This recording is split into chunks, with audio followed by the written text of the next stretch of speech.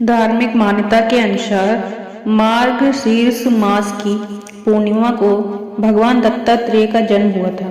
दत्तात्रेय को ब्रह्मा, विष्णु, महेश तीनों का स्वरूप माना जाता है।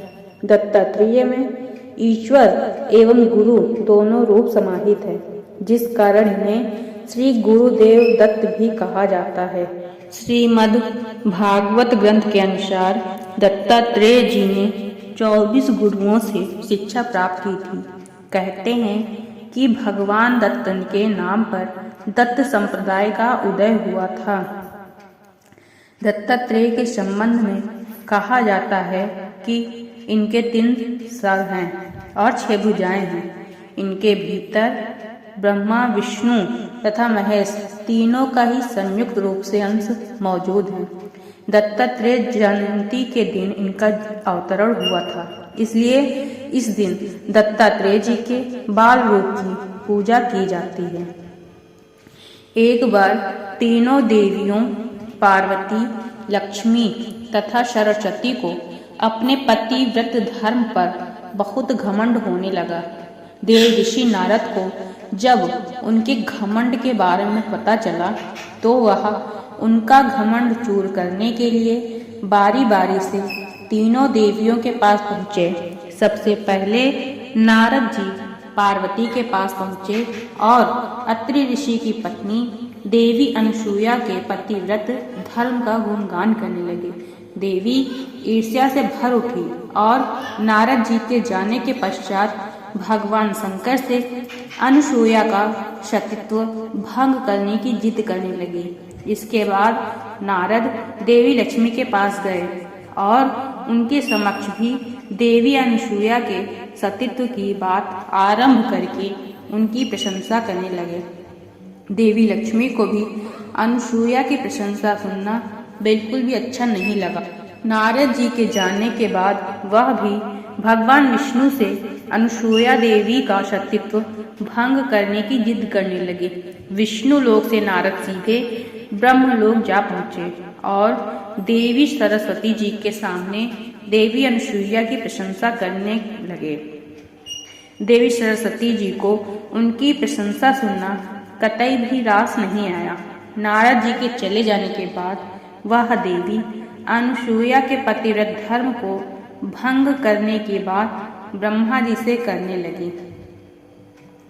ब्रह्मा, विष्णु तथा महेश तीनों को अपनी पत्नियों के सामने हार माननी पड़ी और वह तीनों पृथ्वी पर देवी अनसुईया के कुटिया के सामने एक भिखारी के वेश में जाकर खड़े हो गए।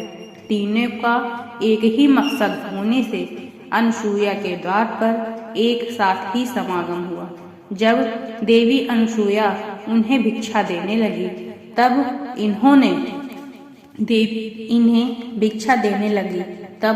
इन्होंने भोजन करने की इच्छा प्रकट की और भिक्षा लेने से मना कर दिया। देवी अनसुईया ने अतिथि सत्कार को अपना धर्म मानते हुए उनकी बात मान ली और उन्हें स्नान करने के लिए बोलकर स्वयं भोजन की तैयारी में लग गए। तीनों देव जब स्नान करके आए तब अनसुईया देवी श्रद्धा तथा प्रेम भाव से भोजन की थाली परोस लाई, लेकिन तीनों देवों ने भोजन करने से इनकार करते हुए कहा कि जब आप हमें अपनी गोद में बिठाकर भोजन नहीं कराएंगी तब तक हम भोजन नहीं करेंगे। देवी अनसुईया यह सुनते ही पहले तो स्तब्ध रह गई और गुस्से से भर उठी, लेकिन अपने पतिव्रत धर्म के बल पर उन्होंने तीनों की मनसा जान ली। देवी अनसुईया ने ऋषि अत्रि के चरणों का जल तीनों देवों पर छिड़क दिया। जल छिड़कते ही तीनों ने बाल रूप को धारण कर लिया। बाल रूप में तीनों को भरपेट भोजन कराया।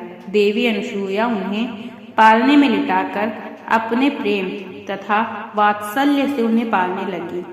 जब काफी दिन बीतने पर भी ब्रह्मा, विष्णु तथा महेश नहीं लौटे तब तीनों देवियों को अपने पतियों की चिंता सताने लगी।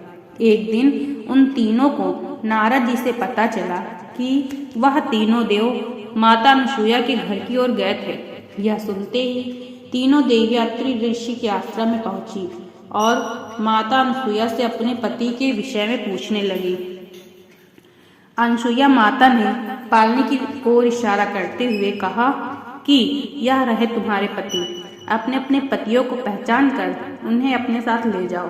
देवी लक्ष्मी ने चतुरता दिखाते हुए विष्णु जी को पहचान कर उठाया, लेकिन वह भगवान शंकर निकले।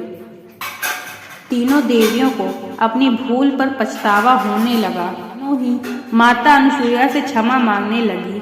तीनों ने उनके पतिव्रत धर्म के समक्ष अपना सिर झुकाया। देवी अनसुईया ने भी अपने पतिव्रत से तीनों देवों को पूर्व रूप कर दिया। इस प्रकार प्रसन्न होकर तीनों देवों ने अनसुईया से वर मांगने को कहा, तो देवी बोली, आप तीनों देव मुझे पुत्र रूप में प्राप्त हो। तथास्तु कहकर तीनों देव और देवियां अपने अपने लोक चले गए। इसके बाद ये तीनों देव अनसुईया के गर्भ से प्रकट हुए। ब्रह्मा के अंश से चंद्रमा, शिव के अंश से दुर्वासा तथा विष्णु के अंश से दत्तात्रेय का जन्म हुआ, जो विष्णु भगवान के ही अवतार हैं।